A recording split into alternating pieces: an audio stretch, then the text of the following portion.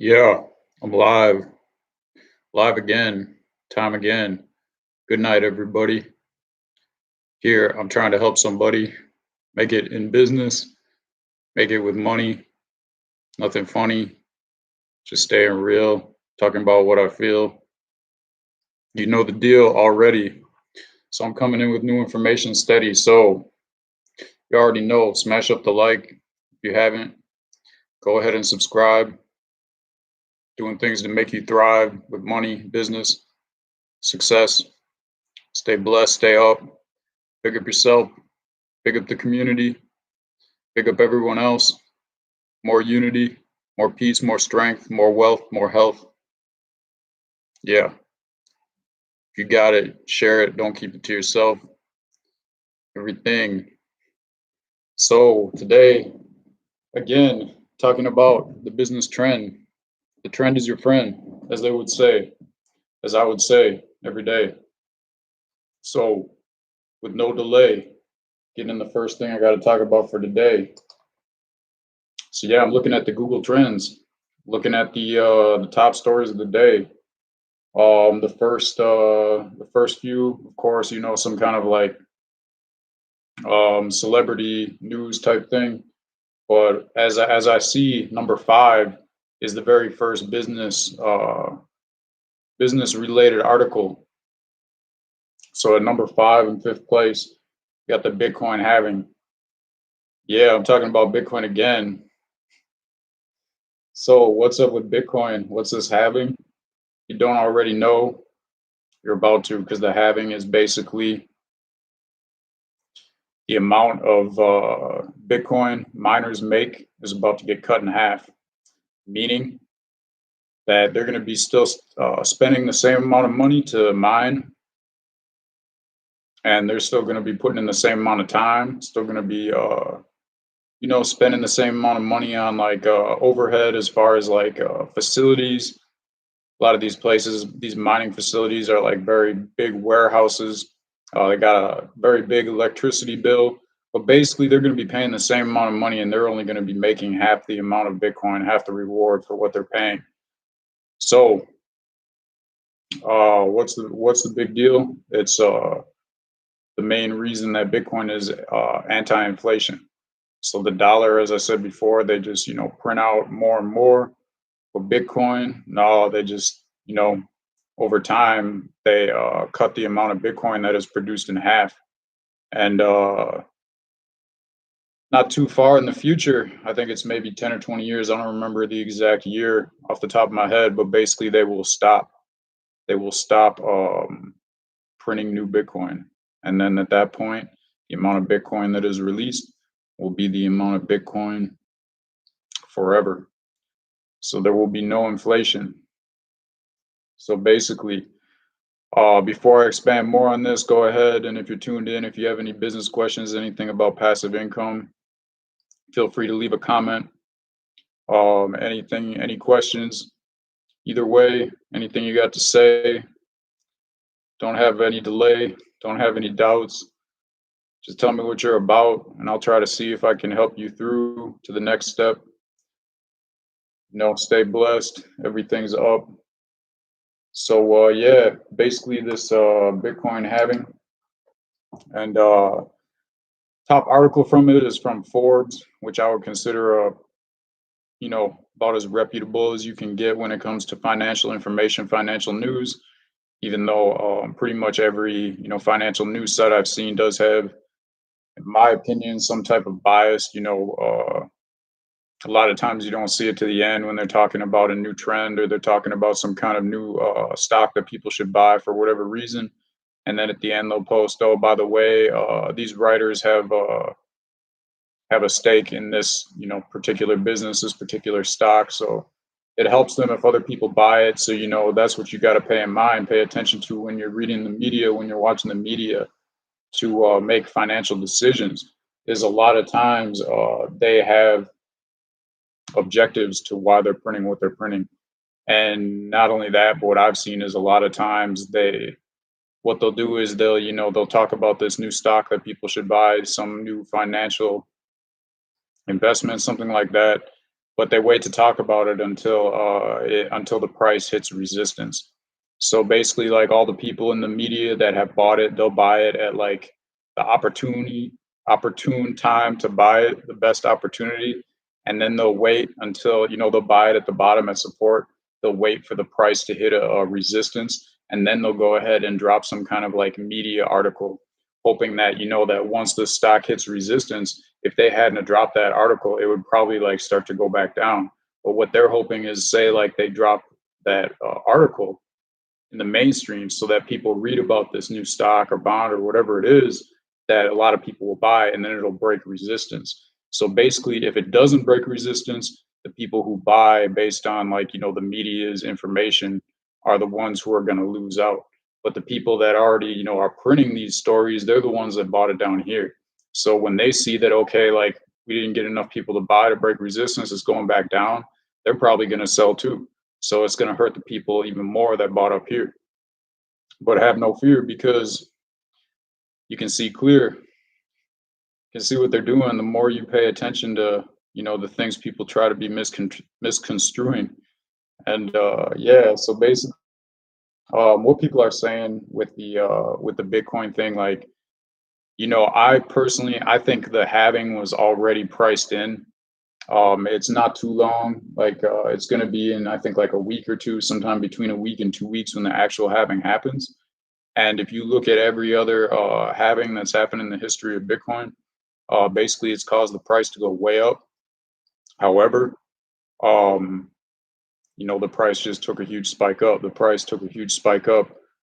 People were talking about the halving like a year ago, and I think that that was kind of priced into it. And then, of course, there was the unforeseen crash that happened due to the pandemic.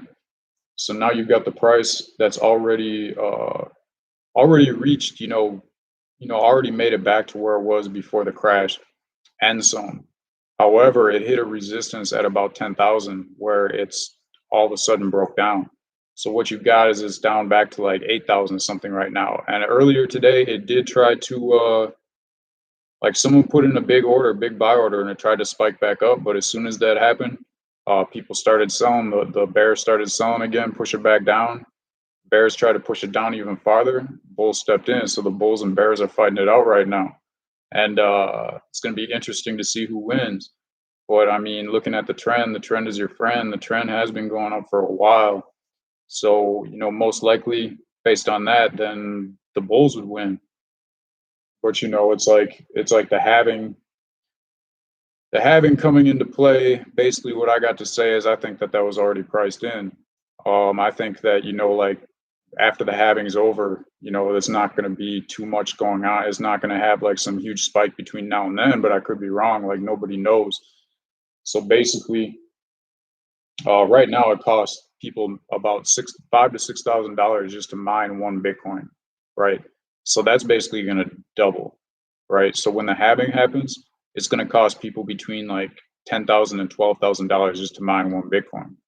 So if you look at that, I mean, it's that says a lot to what the price is going to be, around like 10 to 12,000. Because if it's under 10 to $12,000, these miners have usually, in most cases, a big supply of Bitcoin. And what they'll do if it falls under that, it doesn't really financially make sense for them to mine it. So what they do is they go and they start selling their reserves. And then when they sell their reserves, then they're making more profit than they would have if they would actually like, been mining. Uh, However, what this article I'm reading, basically the main like nugget of new information I got out of it is they were talking about how a lot of these big mining operations have been investing a lot into their infrastructure. So they've been investing a lot into like new facilities, into new electronic equipment, stuff like that. So I mean, by no means are they seeing this as like something of worry. They're seeing it as like a bullish thing that they feel like it's going to be positive. They feel like it's going to have a positive effect on the price. But that being said, still, like, I think some good advice that they brought with this Forbes article is that they're telling people like don't buy it unless you're planning on holding it for the long term. And as I've said, not just with Bitcoin, but with any kind of investment, like that's a huge mistake people make is they buy something because they hope that, the price is going to go up over time. They don't buy it because they believe in it, because they believe in the business, or in this case, the source of monetary funds. But basically, yeah, it's people make that mistake. People have got burnt a lot in the past because they buy Bitcoin because they see that they could be making a lot of profit from it. They don't really understand it, and it's very volatile. So they buy it, they lose a little bit, and then they sell, and then they're angry because they lost money, but they still don't really understand the fundamentals behind it or anything like that. So the main thing is if you're going to buy it, you should understand the fundamentals, and it should be something that you think that makes sense to you, that you believe in, that you think, okay, well, yeah, this actually has a good use case because there's actually many use cases, but the main one right now being looking at the economy, looking at the fact that no in the history of the world, as far as we know, no whether it's the dollar, like no country's unit of money has ever lasted for, I think, more than like 500 years. So every kind of like monetary thing by a country or a nation or empire, whatever it is, has failed. Like, I mean, people aren't still using like Roman coins or anything like that. And after it fails, they become worthless. I mean, I'm sure, like, obviously, if you dig up some old Roman coin, it's probably worth money at an antique shop or something like that. But anyways, that's beside the point. Basically, you want to buy it because you believe that, yeah, this makes sense. This has a good use case, and basically buy with the intention of holding on to it for a long time. The more that you understand, investing, the more you'll realize when it's a good time to take some profit. But the most important thing is knowing when it's a good time to buy. And I mean, I think for Bitcoin, if you're talking long term, like any time over the past since it started, it's been a great time to buy. Um, well, maybe looking back when it was like above 15,000 to 20,000, that would have been rough if you would have bought it up there. But if you're holding on to it, I'm sure I would imagine that within a couple years you should be at least double profit, even if you bought it at the top of 20,000 a couple years ago. But that being said, basically, yeah, it's a popular investment. You can look at the trends for Google for Bitcoin halving, and it's been going up a lot. A lot of people have been looking into this, but also they've been looking into it pretty much since the crash happened from the pandemic, and a lot of people have been buying it since then. So it's very possible right now. I mean, the price could drop back down to like 5,000, 6,000. If that happens, then we'll see. That'll be something new in the history of Bitcoin as far as the halving goes. But either way, I would feel like a lot of it is just market manipulation, getting people to finding people that are usually that's what happens is people buy in because of all the hype, the FOMO, fear of missing out. And then what happens is the whales come in, the people with a lot of money, people that can just like throw millions of dollars and use it to affect the price. They're going to come in and they're going to take advantage of the people that don't know what they're doing. The people, what they call weak hands, people that will basically like buy something and the price drops and then they get scared and then they sell and then all of a sudden the price goes back up. And if they hadn't gotten scared and sold, then they would have made a profit. But that's what happens a lot with all kinds of investments. That's something that people just have to go through and learn from their own mistakes. So yeah, I think that's pretty much what I'm gonna say about Bitcoin and the halving for today. Um, any questions about that? Any comments? Go ahead. If you got say again, any kind of business news, that's why I'm coming on here live, is so people can ask questions in real time. People can speak on their real mind. But yeah, okay. So going on to the next thing, right? So this is gonna be AMC. Basically, AMC stock had gone up about 35% based on simply rumors. So this is like what I want to explain before I get more into AMC. is a concept in investing, which is basically like buy the rumor and sell the news, which basically means that with anything, whether it's a stock or whatever, any kind of financial investment, what happens a lot of the time is people, hear a rumor that maybe like two businesses are going to merge or that a business is going to go out of business or whatever it is that would affect the price. So as soon as people hear this rumor, they go and they make their financial decisions. They go and they either buy or sell. And then by the time that, the actual news is official and it drops, um, that's when people sell. So if people are buying when they hear a rumor, they go and sell it when the news actually hits, when a lot of people actually wait to buy till they hear the official news. So then these people go and buy, and then they lose money in most cases.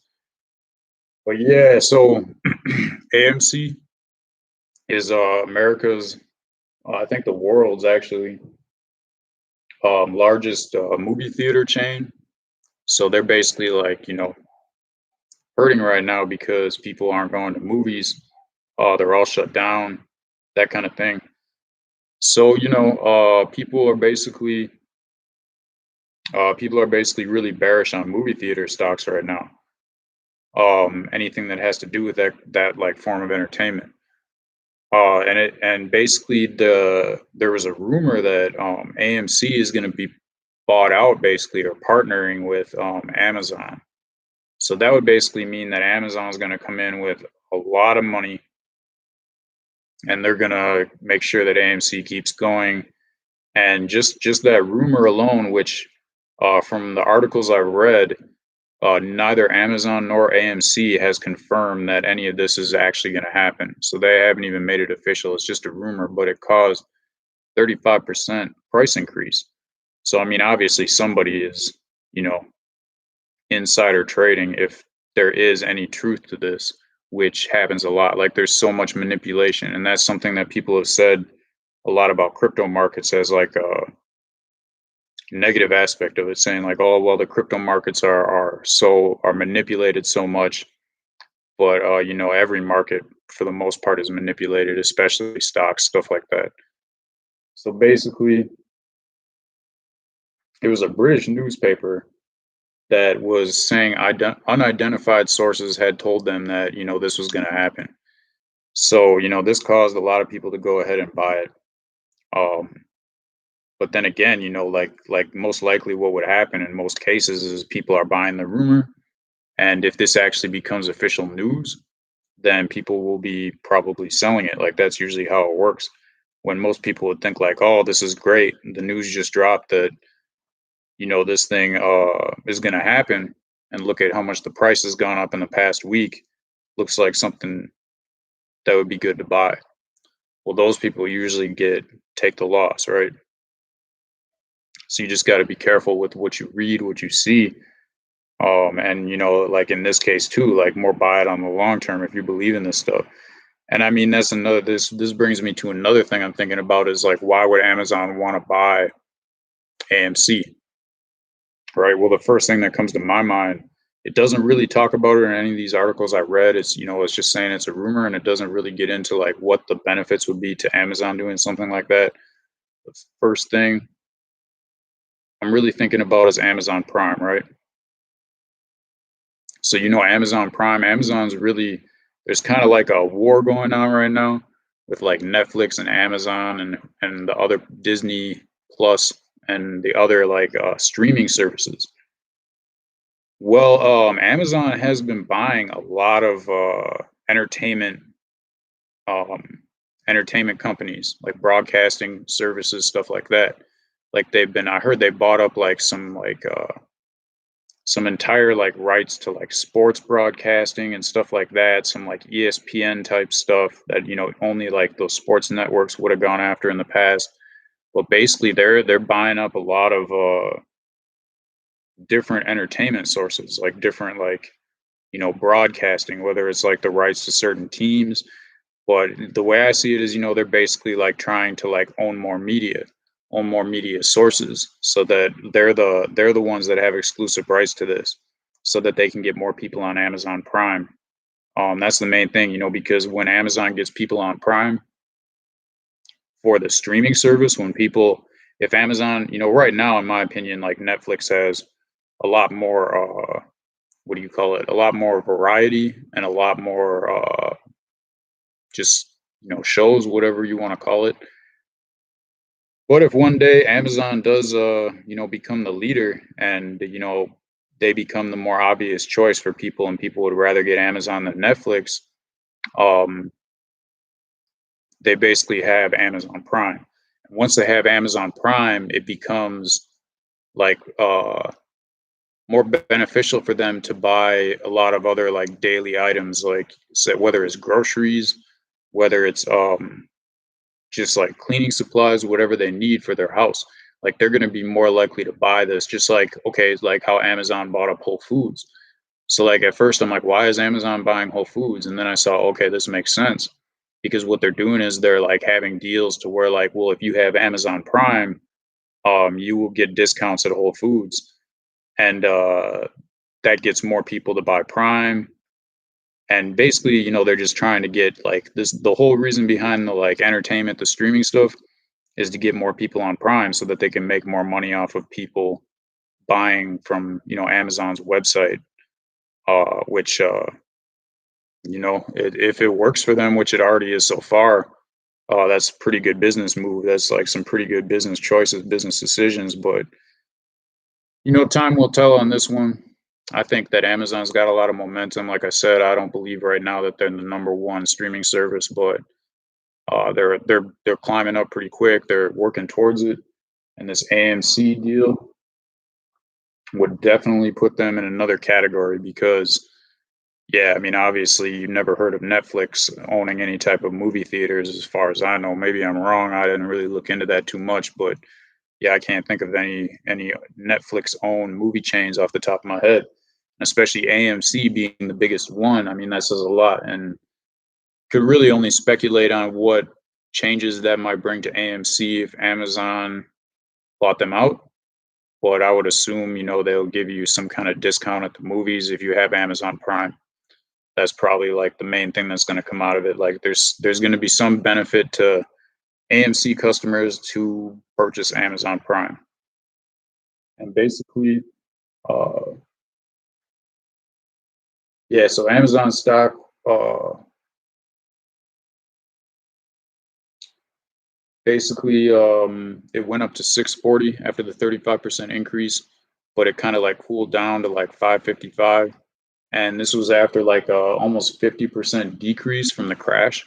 So like, this was obviously like, some things like Walmart, Target didn't really get hit that hard. Like I think pretty much like I own some Target, and like the Target that I had is basically like at about the same price right now as like before the crash even happened when I bought it. But then you look at something like AMC where they got completely shut down and who knows how long they're going to be down for. And obviously they got a lot of overhead with, probably rent, um, just like, movie theater stuff that they got to maintain, everything like that with no kind of revenue coming in. Yeah, that's going to affect them pretty big. So, at the same time, there are instances in the past where it's really hard to tie it back, but people will start these kind of rumors within a business to get, people to invest. But I mean, that's like a bad idea because at the end of the day, if anyone does prove that the source of the rumor came from the business that was doing it, they can get in a lot of trouble, not only with like losing trust and respect of their customers, but I believe that there's laws against doing that. So, they can't really, it would be difficult for them to get away with. It's not worth it for, like, in my opinion, for any size business, especially a bigger business that's going to be more closely watched and monitored. But yeah, I mean, last Friday this was something that was down 43%. Now it's up 35% from that, so it's still not back to where it was before the crash happened. But I wouldn't be surprised, after this kind of news, if it climbs back, at least climbs back up to where that was. But yeah, you got to be careful because as soon as this becomes official, if it does, that's probably when the price will drop back down. Uh, And yeah, a big part of this too is like, so Amazon didn't say that it's not true. They just declined to comment. So to me, like if usually when something gets like released, like some kind of like rumor like this and it makes the news, uh, if it's not true, then the companies will come out and say like, wait, this is not true. Like none of this is official. But in this case, you just have Amazon basically saying that like, we're not going to even comment on this.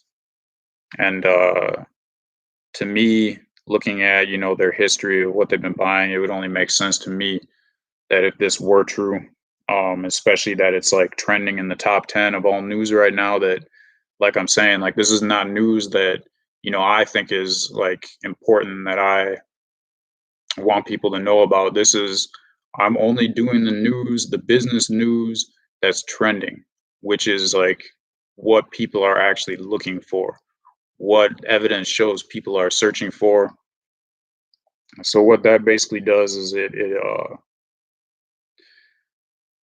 takes a lot of the bias off it, but at the same time, it shows people like what kind of trends are happening. Like anybody that is like, maybe even interested in starting a business. Like I know a lot of people that I've met who really would like to start some kind of business or source of passive income, and they just really don't even know where to start. Like they don't even know, what they would do. And I have the exact opposite problem. Like I have so many different ideas. I have to force myself to really stay focused on one thing at a time. I've made the mistake in the past where I'm trying to like, work on like three businesses at the same time, and I've seen how that doesn't work out. And then I've also looked back to where the most successful business or passive income ventures that I've done have been ones where I've, only focused 100% on the one thing that I was working on. So yeah, I have a lot of ideas. I've tried a lot of different ideas. I've had, a lot of them that didn't work out. Whether I've, done research for like an hour and realized that like this is not something that's going to work out right now, or whether I've, put a week or a month into it before I realized that, like I might have to pick this back up later, for whatever reason. But yeah, I mean, that's why I'm doing the trends. That's why I'm doing the business news. So want to stop and say to go ahead and subscribe, hit the like button, smash up the like, as they would say, because that's going to get this video out to more people, so more people can learn from what I'm talking about. Just basically helps with the YouTube algorithm. And yeah, like when I do these live things, like I still most likely at some point I will have a set time that I'll go live, so that if people have questions, because it makes it kind of difficult right now. If somebody wanted to come on with a question and I'm just going live kind of like randomly, they wouldn't really know. They'd have to just be lucky enough to see when I come on live that they're online and they can ask a question or a comment or whatever. But yeah, I'm gonna keep going at different times until I find like the schedule that works best for me. um I'll be doing a little bit of traveling soon too, so be coming from a new location, still the same station, still the same nation, still the same information with no regulations, because I'm not bought out. I never sold out to any kind of news article, and that's not really my plan. Like I'd rather, remain independent. I'm not really trying to be like have someone tell me what to talk about. Like the main problem that I'm seeing with the big news articles is, you know, like they're telling people what they should be like reading, what they should be using. In most cases, they make it into like some kind of worry type, like, because those stories work the best for them is negative news, worry, stuff like that. But then you check actually what are like the main articles that are in these major newspapers and stuff, and you check to see what people are actually searching for online, and it's something completely different. So like when I was reading the news today, I didn't see anything about the Bitcoin halving. I didn't see anything about AMC. But then when I go and I check the trends, yeah, a lot of people throughout the world have been looking for AMC. A lot of investors have been like, oh, what's this rumor with AMC that they've been hearing about? They were like, whoa, the price just went up 35%. So why did this happen? And they're searching this kind of stuff. But the news, probably because it's a rumor still, isn't reporting it for whatever reason. Who knows? But that's just my opinion. I think it's because it's a rumor and they don't want to report on rumors like that.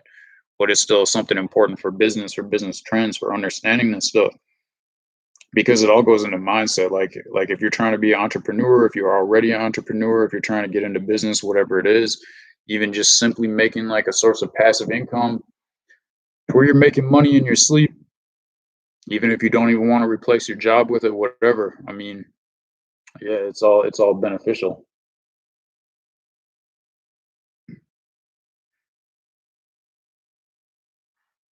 So yeah, that's pretty much it about AMC.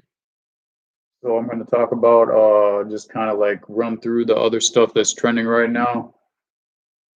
Pretty much half of it, and usually the majority of the trending news, especially on the weekends, because the markets are closed or the traditional markets are closed on the weekends.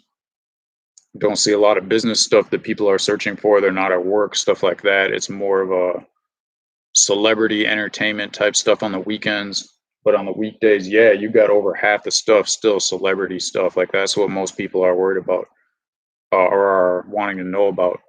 Um, but yeah, I mean, it seems really difficult to get started with some kind of business stuff.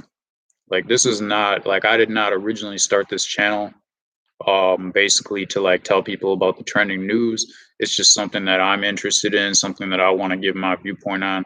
The reason I started it is to basically give people information about money, understanding better how like passive income works, investing works, all kind of money type of topics. So when people understand that better, they can basically like have more money because yeah, I mean I see a lot of money out here, like I always say, and really it's not flowing to the right people. Really a lot of it's stuck up with like, a small percentage of people when it should be more equally distributed. There's a lot of reasons behind that. But yeah, I mean business is something to where like you wanna, even before you start, even before you know what you're gonna do, just start paying attention to the trends, start understanding investing, right? Because you never know how long it's gonna take for your business to take off till you have more of a surplus of money than a deficit. And at that point, you don't want to be in a position where like, okay, now I have all this money, I don't really know how to invest it. So even before you have money to invest, it's important to start paying attention to that kind of stuff, what's going on with it, so that by the time you do have that money, that you already have one foot in the door, as people would say, so you can really like start putting your money to work right away and not take those losses. So I mean, yeah, that being said too, like any kind of investing stuff, like it's best to like, go slow, start with smaller amounts of money.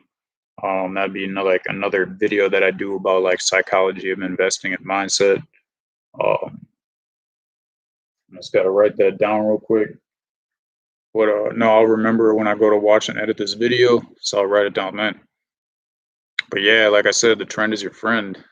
Meaning like if something's been going up, even if it takes a quick like dip down, if the longer term trend says it's been going up, it's most likely going to keep going up. So yeah, when you're looking at anything, you want to be not scared off by like some little like dip in the price. You want to be thinking like, okay, the trend is your friend. Most likely looking at what the trend's been doing is what it's going to keep on doing, keep pursuing.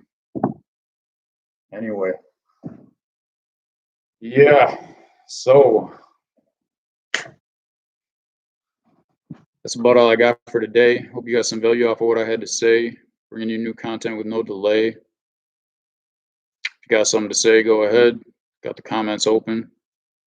It'll take a minute before I end it. If anyone wants to jump in, that's cool. Otherwise, I'll be back maybe tomorrow, most likely. So you got any kind of questions, you can drop it then. But yeah, subscribe if you haven't already. Trend is your friend. That's what's up, Catherine. What's up? So yeah, gonna keep on coming in with investment knowledge because they don't have an investment college. But That's how we got to do it. That's how we got to get people in tune, get people on the same page because, obviously, I don't think it's any kind of mistake that people aren't being taught about this stuff, you know, in public schools, really. I was never taught about it. I don't know anybody that's, learned about this stuff. Everybody I know that understands this stuff, they had to pretty much like seek it out for themselves. Like they didn't have any kind of like history that's really, probably not even real, probably just like culturally whatever, just to like suit someone's like opinion, but whatever. All I'm basically saying is a lot of the stuff you learn doesn't really help you, and I don't think it's any like mistake that the people who design this stuff don't really want people to understand this. Like it really benefits people at the top, people with hoarding the majority of the money, that other people don't understand this because what they always say is like going back to the weak hands thing. People with weak hands that end up selling at the worst times, all that money is going to flow back to people that understand this stuff. The can't remember the saying, something about money always ends up in the smarter hands or something like that, but whatever. Yeah, so anyways, that's it for today. Hope you got some value off of what I had to say. I'm out without a doubt. Until next time, keep the business on your mind.